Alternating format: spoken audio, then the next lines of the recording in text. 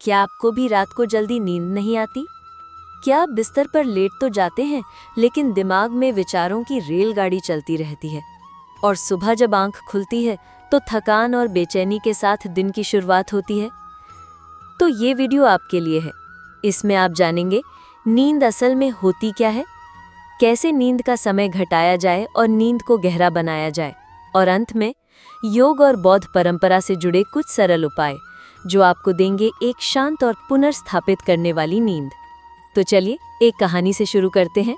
Video में आगे बढ़ने से पहले अगर आप भगवान गौतम बुद्ध के सच्चे भक्त हैं तो इस वीडियो को लाइक कीजिए और कमेंट में लिखिए नमो बुद्धाय।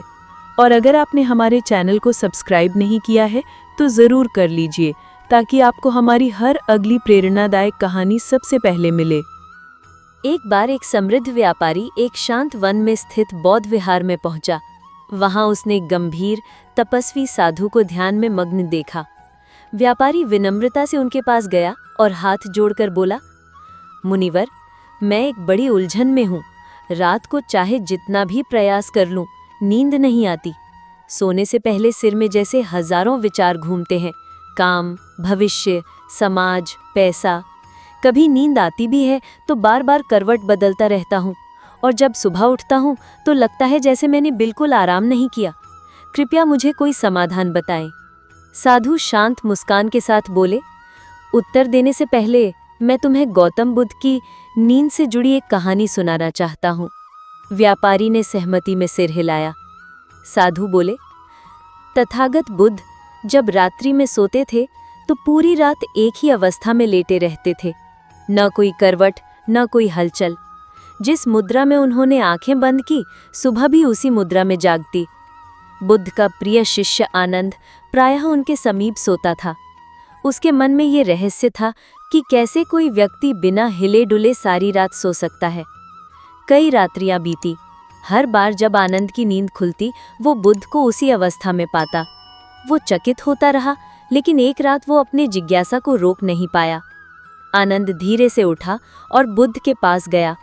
वो धीरे से बोला, भगवन, क्षमा करना, मैं जानता हूँ कि ये समय आपके विश्राम का है, लेकिन पिछले कई वर्षों से मेरे मन में एक प्रश्न उठ रहा है।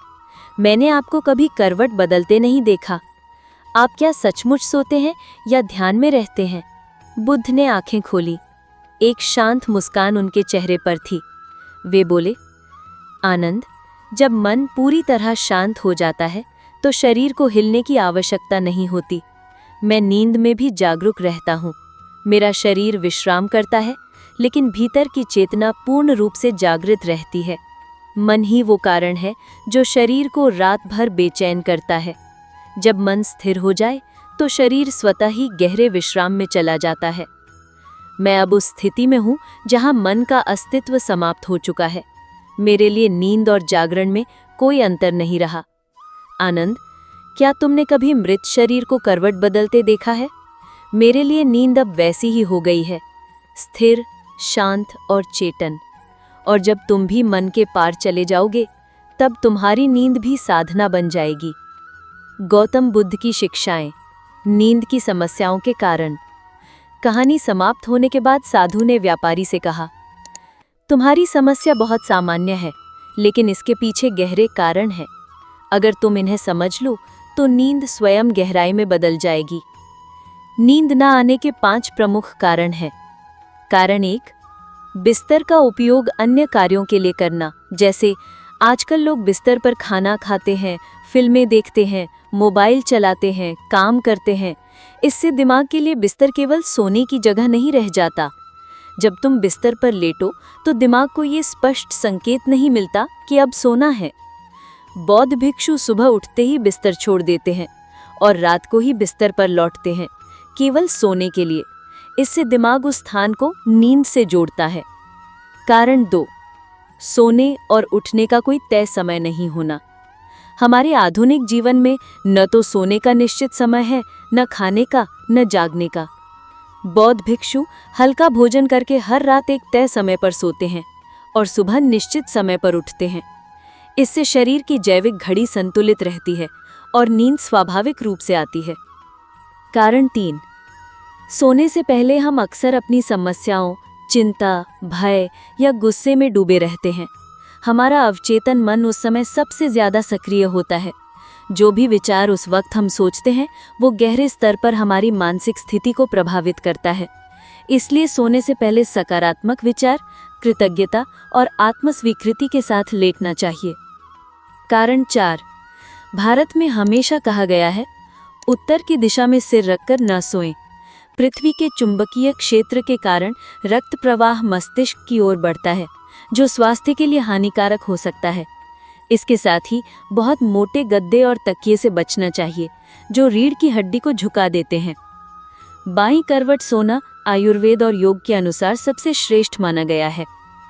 कारण 5, अगर रात को अधिक तला भुना या भारी भोजन लिया जाए तो शरीर की ऊर्जा पाचन में लग जाती है। इससे शरीर पूरी तरह विश्राम की अवस्था में नहीं जा पाता। रात को हल्का और समय पर भोजन करना गहरी नींद के लिए आवश्यक है। व्यापारी बोला, मुनिवर, अब कृपया कुछ उपाय बताइए जो मैं रात को कर सकूं। साधु बोले, इन उपायों में से 2-3 को चुनकर रोज करना शुरू करो और खुद अंतर महसूस करो। उपाय 1, रात को सोने से पहले स्नान करने से शरीर की गर्मी कम होती है, तनाव मिटता है और नींद जल्दी आती है। उपाय 2, किसी प्राकृतिक तेल जैसे तिल या नारियल का दीपक कमरे में जलाएं। ये वातावरण को सकारात्मक और शांत बनाता है। उपाय 3, सोने से पहले 1 गिलास सामान्य पानी पीना शरीर को आराम देने में मदद करता है। उपाय 4, बिस्तर पर आंखें बंद करके कुछ मिनट ध्यान करें, अपने दिन की अच्छी बातों को याद करें और उनके लिए धन्यवाद करें। उपाय 5, रोज ये याद करें, मैं नश्वर हूँ, ये रात मेरी आखिरी भी हो सकती है। इससे मन की छोटी मोटी चिंताएं अपने आप समाप्त हो जाएंगी। उपाय 6, सुबह उठते ही हथेलियां रगड़ें और आंखों पर रखें। दाई करवट उठें। सुबह की शुरुआत संतुलन और ऊर्जा के साथ करें। साधु ने कहा, नींद कोई समस्या नहीं है, यह शरीर और मन के बीच तालमेल की एक प्रक्रिया है। जब शरीर का अनुशासन और मन की शांति एक साथ आते हैं तो नींद साधना बन जाती है। व्यापारी ने हाथ जोड़कर साधु को धन्यवाद दिया और शांति के साथ लौट गया। तो दोस्तों, यदि आप इन उपायों को अपनाएंगे तो न केवल आपकी नींद सुधरेगी, बल्कि आपके जीवन की गुणवत्ता भी बदल जाएगी।